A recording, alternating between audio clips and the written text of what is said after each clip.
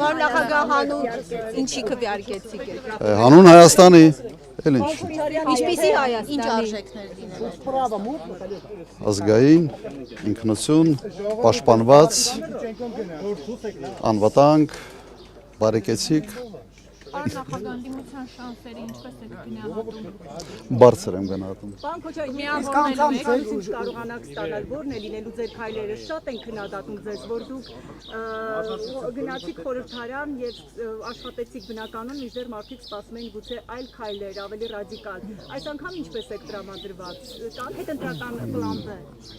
Մի քիչ լավ, իհարկե լինելու են, եթե մեր ծրագրին ծանոթ եք, ապա իսկապես ռադիկալ փոփոխություններ լինելու են։ Անցած անգամ մեր մանդատները բավարար չէին ուղղակի նպատակի հասնելու համար եւ եղել ենք ընդդիմություն, պայքարել ենք, ոչ միտեղ հետ չենք նահանջել եւ ռադիկալ ընդդիմադիր որպես ուժ, կարծում եմ ոչ մեկի մոտ կասկած չկա, որ հենց մենք էինք ամենից ռադիկալը։ Что вы ждете от этих выборов? Перемен. Каких? Хороших перемен. Քոչարյան, վաղ առավոտից Просто ընտրակերտիկ։ надо на самом деле остановить вот эту череду потерь, череду отступления от принципов, череду потери суверенитета и многое-многое другое. То есть нужны серьезные изменения в стране. Учитывая отношения Пашиняна и Зеленского, если Пашинян выигрывает, Армения может стать военным союзником Украины? Ну, не думаю, что она может стать военным союзником, но сравнение с Зеленским вообще-то очень к месту. Да, они на самом деле очень похожи своим авантюризмом и своим просто беспардонным отношением к интересам собственной страны. Պարոն Քոչարյան, նախագահ, հակակոռուպցիոն կոմիտեն նաև ձեր դաշինքի վերաբերյալ է տեսանյութեր տարածում, ենթադրյալ կաշառք բաժանելու հետ կապված, սա ինչպես կմեկնաբանեք։ Ծանոթ չեմ այդ նյութերին, 3 հակակոռուպցիոն կոմիտեի բենեֆիսներ ամբողջ օրը ինչ որ ձայնագրություններ էր տարածում, տպավորությունը այնպեսին է, որ այս երկրում բոլոր քաղաքացիները գաղտնալսվում են։ Եթե դուք օրինակ հաշտ եք այդ մտքի հետ, եթե ուրիշները հաշտ են այդ մտքի հետ, թող քվեարկեն այն ուժի համար, որ այս մթնոլորտը ստեղծեց։ Տեղաշոր են մտնում, խոհանոց են մտնում, ուղղակի խայտարակություններ։ Ես այդպիսի բան չեմ հիշում, որ հարյուրավոր մարդկանց վրա բոլորը ընդդիմադիր անխտիր, քրեական գործեր, տնային կալանքներ ու եւ այլ, սա ուղղակի խայտարակություն է։ Բայց այն հանդերձ բացառում եք, որ ձեր ուժը Վախն է պատճառը։ Վախն է կաշկանդում։ Վախը չի, կարծում եմ իրենք ուզում են վախ սերմանել, քանի որ Նիկոլ Փաշինյանը բոլորը գիտեն, որ շատ վախկոտ մարդ է, իսկ վախկոտ մարդը իր ֆոբիաները պրոյեկտում է քաղաքացիների վրա եւ մտածում են, որ այդ վախի մթնոլորտը տարածելով իրենք կստանան իրենց համար ցանկալի արդյունքը։ Չի ստացվելու։ Պարոն նախագահ, սա քաղաքական քամբեք է, դուք վերադարձաք քաղաքականություն, եթե քաղաքացիները ձեզ բավականաչափ քվե տան, ինչու պիտի հավատան, որ վաղվա Հայաստանն ավելի անվտանգ է, քան այսօրվա։ Իսկ ինչու չպիտի հավատան։ Դե ծանր դառը փորձ ունեն այսօրվա։ Դառը փորձ, իմ ժամանակվա փորձը դառը չի, քաղցր փորձ է, 10 տարի անվտանգ երկիր է եղել եւ քաղաքացին անվտանգության մասին չի մտածել։ Մտածել է երկրի առաջնորդը, կառավարությունը, այլ ոչ թե քաղաքացին։ Տարբերությունը կարծում եմ էական է։ Իսկ հիմա ամբողջ երկրով քննարկում են անվտանգային հարցը։ Խիպտի, պարզ քաղաքացին խոսա անվտանգության մասին, մտածի անվտանգության մասին։ Ինչի համար ենք ընտրել կառավարություն, ընտրել խորհրդարան, ընտրել որ նրանք մտածեն այդ հարցերի մասին։ Պարոն Քոչարյան, եթե դուք չստանաք ընդդիմության մեջ ամենաշատ ձայները, դուք պատրաստ եք ձեր ձայները տալ ամենաշատ ձայներ ստացած քաղաքական ուժին ընդդիմությունից։ Մենք հայտարարել ենք, որ առավելագույն ձայներ ստացած ընդդիմադիր ուժը իրավունք ունի առաջադրել վարչապետի տեխնացու։ Սա ակնհայտ է, սա ինձ համար նաև սահմանադրությունից բխող հանգամանք է, սահմանադրության ոգուց, այսպես տրամաբանությունից բխող է, այո, իհարկե։ Կներեք, պարոն Քոչարյան, բայց ներողություն բազմաթիվ սպառնալիքներ են հնչել իշխող ուժի կողմից, մասնավորապես Փաշինյանից, կզծնելու եմ, սատկացնելու եմ, եռագլխի գլուխները կտրելու եմ եւ այլն։ Եթե ընդդիմությանը չհաջողվի ընտրվել, այս սպառնալիքները կարող են տեղ հասնել ձեր կարծիքով։ Նայեք, եթե մեր ժողովուրդը հաշտ է այդ կեղտոտ լեզվի հետ եւ կեղտոտ բերանի հետ, ուրեմն թող գնան ընտրեն։ Եթե հաշտ է այդ ամեն ինչի հետ։ Ուրեմն մի մարդ է, որը իր իստերիկ դրսևորումներով ցույց է տալիս, որ ավելի շատ sense պացիենտի կարգավիճակ ինքը պետք է ունենալ, այլ ոչ թե երկրի առաջնորդի։ Եվ այդ մթնոլորտը թունավորել երկրում նման բառապաշարով ուղղակի անդրադրել է։ Սպառնալիքների մեծ մասը ձեզ էր ուղղված, պարոն Քոչարյան ասում էր, որ Ռոբերտ Քոչարյանը պետք է կյանքի մյուս հատվածը անցկացնի բանտում։ Մարտի 1-ի գործի հետ կապված։ Գիտեք, մարտի 1-ի մասին շատ է խոսում մեկ պատճառով։ Ինքը իրեն թվում է, թե մարտի 1-ով ինքը սրբագրում է այս 5000 իրեն կողմից բերած զոհերը եւ հսկայական կորուստները։ Սա է այդ մարդու ֆոբիաների դրսևորումը։ Ինչ վերաբերում է նստելու չնստելու, ես ապօրինաբար նստել եմ, արդարացվել եմ եւ հիմա ժամանակն է օրինական ձևով Նիկոլ Փաշինյանի համար շատ երկար նստելու ժամանակ։ Ներողություն, պարոն Քոչարյան, տեսեք, դուք ասում եք, որ ընդդիմությունը ինչ որ պայմանավորվածություն ունի, հա, որ ամենաշատ քվեստացածին մյուսները միանան։ Ես պայմանավորություն բառ չեմ ասել։ Ինձ մի զրպարտեք։ Ես պայմանավորություն բառ չեմ օգտագործել։ Ես ասել եմ, որ դա բխում է սահմանադրությամբ, տրամաբանությունից, ընդհանրապես սահմանադրությունից։ Շնորհակալություն հստակեցման համար։ Հիմա տեսեք, մենք ունենք այսպիսի հայտարարություններ։ Նարեկ, ես միշտ ձեզ ստիպված եմ նում հստակեցում մտցնել, ու ինձ տպավորությունը, որ ձեր մոտ միշտ sense փորձ է լինում, այսպես ասենք, Քոչարյան, խնդրում եմ չափազանցնել։ Ամեն դեպքում, տեսեք, պարոն Ծառուկյանն ասում է չեմ միանալու Ռոբերտ Քոչարյանին, Արման Թաթոյանն ասում է նախկինների վերադարձ չի լինելու։ Սամվել Կարապետյանն ասում են մենք ենք հաղթելու։ Հիմա պարոն Քոչարյան, եթե դուք լինեք ընդդիմադիր առաջատարը, բայց ոչ այնքան ուժ ունենաք, որ մեծամասնություն ունենաք, այս հայտնած դիրքորոշումների ֆոնին ըստ ձեզ ինչ իրավիճակ կստեղծվի։ Եթե դուք ուշադիր եք եղել ամբողջ քարոզարշավի ժամանակ, ես այդ հարցի բարձաբանումը տվել եմ։ Կրկնեմ, թե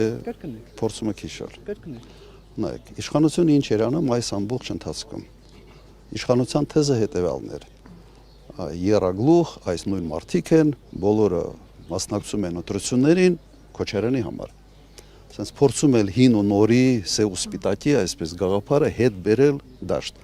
Հնամաշ այլևս չաշխատող գաղափարը։ Եվ տվյալ դեպքում, երբ իշխանությունը փորձում է դա անել, իհարկե ընդդիմադիր տարբեր ուժեր, անգծելով, որ իրենք ինքնուրույն են, իրենք որդեգրել են այսպիսի բացատրություն։ Ես իրենց հասկանում եմ, բայց սա ավելի շատ, այսպես ասենք, իշխանությանը քարոզչության հակադրվելու գործիք էր։ Բայց քնիկ, դա քաղաքական խոսք է։ Պարոն Քոչարյան, դուք ձեր քարոզարշավի Какие главные вызовы для Армении, если европейская сказка Пашиняна победит? Европейская сказка как бы победить не может, потому что это такая сказка, может, красивая, в красивой упаковке. Вы имеете в виду, что Если вы можете? Пашинян побеждает и продолжает проигрывать. Это не побеждает европейская сказка, это как раз проигрывает рациональный смысл вообще развития государства. Потому что предлагается то, перспектива чего не видно абсолютно, по крайней мере, в ближайшие 20-30 лет. Поэтому здесь просто здравый смысл проигрывает, государство проигрывает, народ проигрывает. Если цена для того, чтобы один как бы человек, который, ну, очевидно, что он патологический лжец, просто по всем позициям, если речь о том, что выигрыш этого человека, это выигрыш для страны, ну, это катастрофа для страны. Պարոն Քոչարյան, եթե Միգուցե հերիք, հա։ Շատ լավ եք ճանաչում այդ հայտությունը, քարոզարշավի ընթացքում կտեղի չեմ կարող մեջ բերել, բայց այդ միտքը ասել եք մի քանի անգամ։ Հիմա այս քարոզարշավի ընթացքում Ռուսաստանից սկսվեցին խնդիրներ գործարարների դեմ, այսպես ասեմ, ամեն դեպքում արտահանման հարցում խնդիրներ եղան։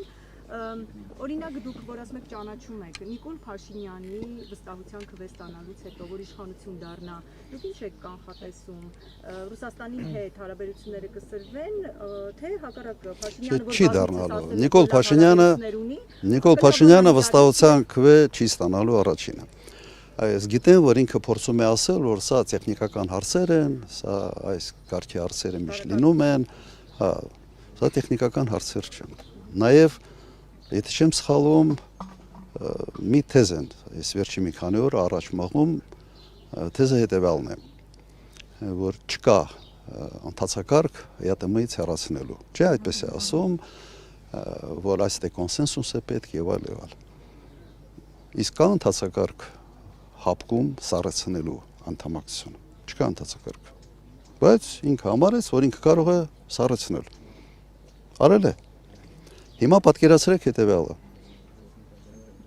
Ռուսաստանի Դաշնությունը սառեցնում է բոլոր հարաբերությունները Հայաստանի հետ։ Տնտեսական կապերը սառեցնում է Հայաստանի հետ։ Իսկ հիմքերա պետք, Վաշինգտոնին հիմքերա պետք անել այն, ինչ անում է, որտեղ ուզում է։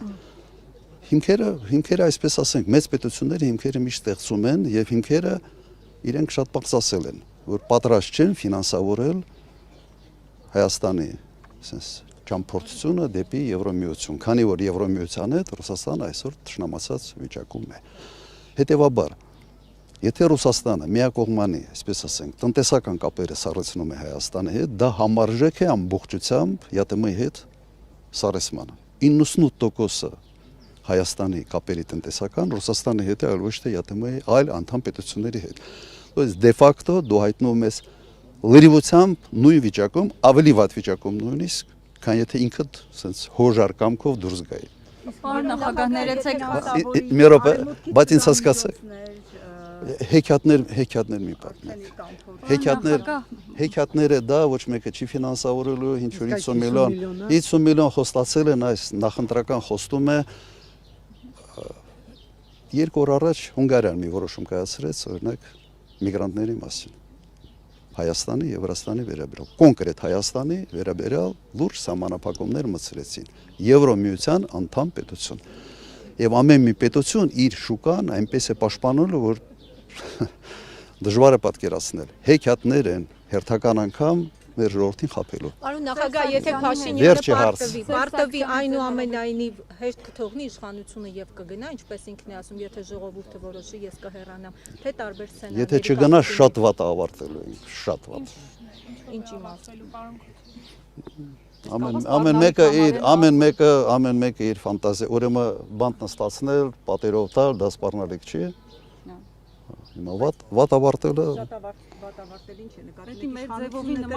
արդեն ամեն մեկը թող իր ֆանտազիայի համաձայն եւ կողմնորոշումների մտածի թե ինչ է դա նշանակում։ Շնորհակալություն ձեզ, շնորհակալություն ձեզ, շնորհակալություն ձեզ։ Հայտարարությունից հետո հաշվի առնելով այդ ինտրիգային հայտարարությունից հետո խոսել եք իր հետ։ Ում հետ։ Սարգսյանի հետ։ Չեմ խոսացել։ Շատ վաղուց չեմ խոսացել, այդ կապը չկա։ Շատ հարված են։ Այո, այո։ Դե լավ։ Դուք եք այսինքն բանկը։ Շնորհակալություն։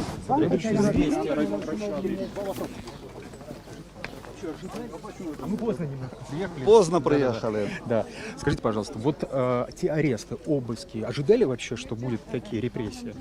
Ну, конечно, ожидали.